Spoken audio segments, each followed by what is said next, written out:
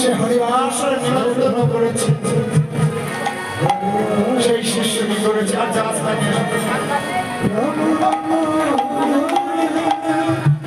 হরে কৃষ্ণ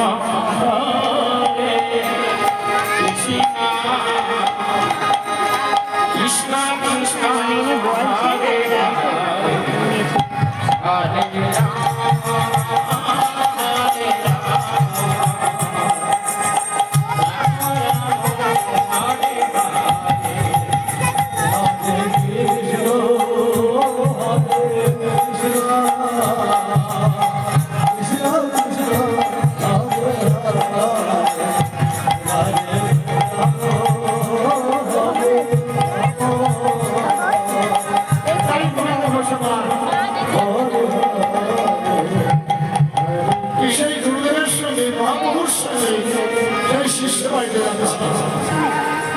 কৃষ্ণ কৃষ্ণ হরে হরে হরে শিষ্য আয়োজন করেছে যে গুরুদেব আসেন বাড়ি হরে কৃষ্ণ বসো বসো বসো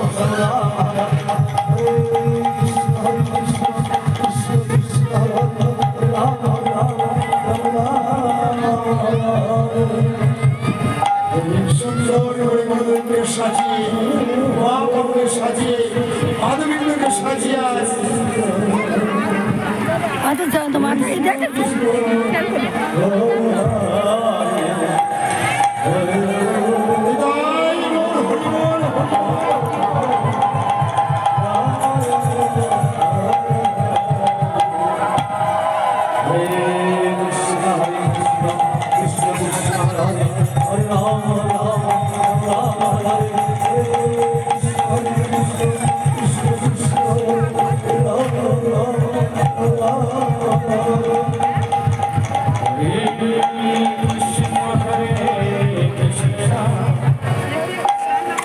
কৃষ্ণ কৃষ্ণ হরে হরে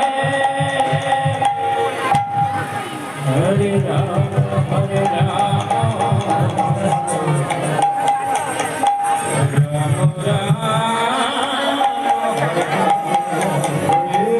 কৃষ্ণ হরে কৃষ্ণ কৃষ্ণ কৃষ্ণ হরে হরে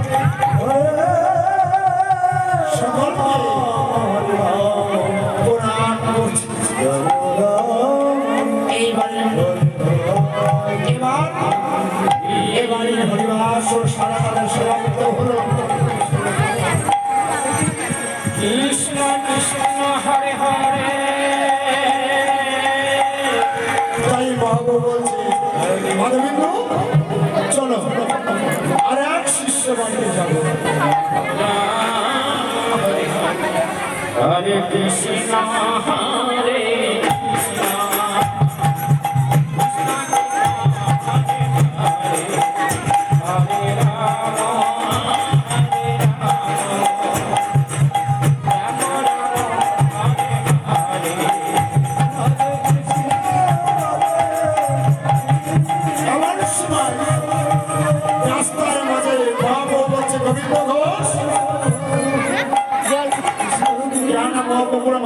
ভজনের করে মুর্শিদে চাই বলছি গোবিন্দ ঘোষ যাও মুর্শিদকে নিয়ে আসো।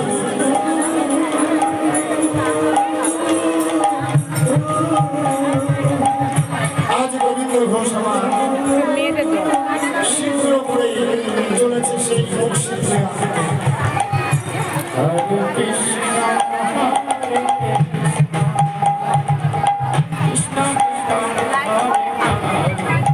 তাই গোবিন্দ ঘোষ আমার দুটি মুখ শিখিয়ে গেছে, একটা চুলার মধ্যে লক্ষ্মী রেখেছে। এই মুখ শিখে মহাপ্রভু আমার গ্রহণ করে চলো এবার ওই শিষ্য বাড়িতে যাবো।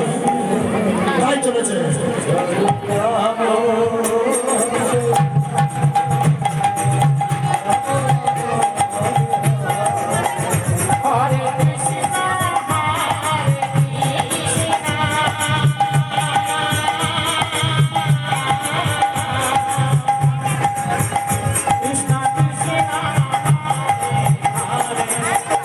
Hare